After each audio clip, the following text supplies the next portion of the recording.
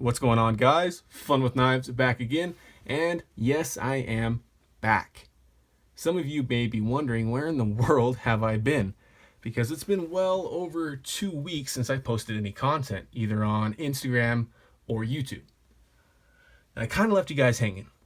I got a couple of giveaway videos going on. I got lots of content I've been wanting to put out, and I just kind of dropped off the face of the earth. Well, in short, I took a vacation and came back to a very busy lifestyle. And that lifestyle, of course, includes school, work, family life, and it's taken me a little bit longer to get acclimated to my lifestyle once again. And FWK kind of suffered because of that.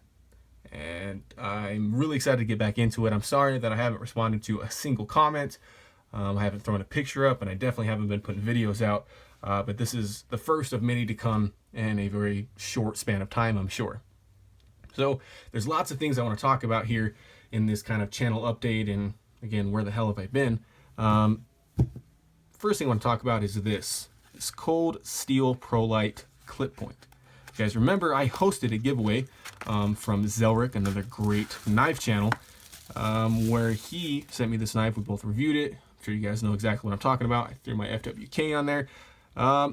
So why do I still have this knife if I announced the winner? Well, that winner did not get back to me. So we're moving on to the secondary winner, which I believe he will respond because I think he watches videos pretty regularly. And that person's name is Jeremy Elliott. Jeremy, this Cold Steel ProLite is yours. So get in contact with me. I'll try to reach out to you. Jeremy, you are the winner of this knife. And if Jeremy fails to respond, Noob Tactical was a tertiary winner. He is next up in line. I'd love to give this away. I've had it for way too long. Zell probably doesn't even know I still have it because I did travel internationally and didn't have service for a while. So that's that. The mega giveaway is still going on. I'll cut it off fairly soon. I need to make that spreadsheet with everybody's name in it, but I'm really excited to give those 3 prize packages away that I put together. So the topic, again, where have I been? I went to New Zealand. Kind of a bucket list place, if you will, for me, and I was very fortunate to go with Miss Fun with Knives family. So that trip was awesome. We spent, I think, 9 days there, hit all the cool touristy places. I mean, we went to Hobbiton because I'm a big nerd, and I mean, you know, we played around in the ocean, went white river rafting, and it was just a blast. It was a whole lot of adrenaline-based stuff. We did just so many things. But you guys are probably interested in what knife I took, and it's this one, Spyderco Paramilitary 2. And I'm going to have this video serve as my PM2 review. I remember when I got this knife, I had a little poll with you guys to see if it was worth reviewing this knife, because I think out of all the pocket knives in the world, this probably has the most coverage on YouTube and the internet because it's one of the best. And a lot of people think that. A lot of people said do what you want to do. Some people said do a negative review. Only point out the things that you don't like about that knife. And I was almost thinking about doing it. But I took one and only one knife with me on that long adventure in New Zealand, and it was this one. So I thought that would be a good testament to see how this knife performed. And I can sum it up into one sentence, guys. I am thoroughly impressed with this knife. I carried it around quite a bit before I went to New Zealand. I loved it. I was really feeling the vibe of white. All these PM2 guys loved this knife so very much, and I get it now. Now that I wasn't switching, you know, my knife every day, this was the only knife going in my pocket, and I used it for everything. I mean, I was cutting tags, cutting boxes, opening packages. I mean, cutting strings off, you know, my clothes. All the normal EDC activities. This knife excelled at every single one of them. In fact, you can see here, there's a little chip in the blade there, and the tip just a tiny bit gone, and that is from abuse. Had a nice bottle of Heineken. I had to stick this in, pry the bottle cap out, because I did not have a bottle opener, or at least I thought. So overall, this really is one of the best EDC blades out there, and I am so glad this was the one I took. Now, is it my favorite knife of all time? No. This is. The ZTO 220 continues to be my very favorite knife. And I think it will be that way until something comes along that could beat it, which I don't know if that's possible or not. This just speaks to me on a whole lot of levels. But the PM2 is pretty awesome in every way you want to look at it. Now, is it perfect? Absolutely not. I mean, no knife is. But for the blade centering to stay absolutely rock solid, I mean, there's no play in the blade, even though I did some things that would constitute some abuse. I mean, whenever I try to find something wrong with this knife, that's the key word there. I'm trying to find something wrong with this knife. I don't notice any hot spots. I don't wish I had a different clip. You know, I don't wish for a different size. Everything about this knife is pretty much good to go, including that S30V, which I was pretty impressed with how that performed. And yes, it is still very sharp, except for that one little ding in the blade. So if you're ever on the fence about a PM2, you've watched all the reviews you can, and maybe you take my opinion as one you really agree with, go with the PM2. And honestly, go with your flavor. I mean, they have so many different color combinations and sprint runs with different steel. You just really can't go wrong. To me, I think I'll stick with the S30V for now, but I can see why people collect these things, because they truly are awesome. So that's probably all I'm going to say about the PM2. I mean, there's not really anything else to say.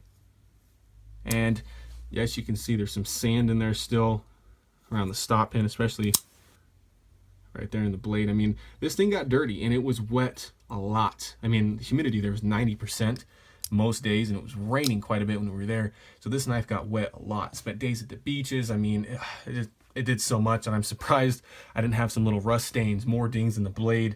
You know, just, it doesn't look like it's been through much at all, and it really has. I mean, the clip's showing wear, but I think that looks really good. So we'll call that an FWK PM2 review. Now a little bit, what should we look at? You guys have nothing to look at. How about something I doubt you've ever seen before? This obsidian knife. It's pretty badass, right? My brother got me this. I've always had this fascination with obsidian. I thought it was the coolest material, and I could not believe that he got me an obsidian knife. Not that it serves any functional purpose, but to me that is probably the coolest knife that I own. Anyways, what is coming up in the channel since I've been away for so long? Well, first of all, I'm going to try to get back to some comments that I've missed, and that's over 2 weeks of them, and that's going to be quite the undertaking, but I will get it done. I love talking knives with you guys, and I don't want to just skip over the comments I really feel like responding to. So first up is, of course, comments. Secondly, I've got some new knives, and I would love to do some unboxings, initial impressions videos, that sort of thing. What else we got? Sorry, I'm looking over here through some stuff. I don't know how to do videos anymore, guys. It's been too long. I wish I could find it. Oh, here we go. It's probably in the drawer. A cold steel. Man, I'm knocking you guys around. Sorry. Cold steel GI Tonto. If you guys remember, I've had one of these before.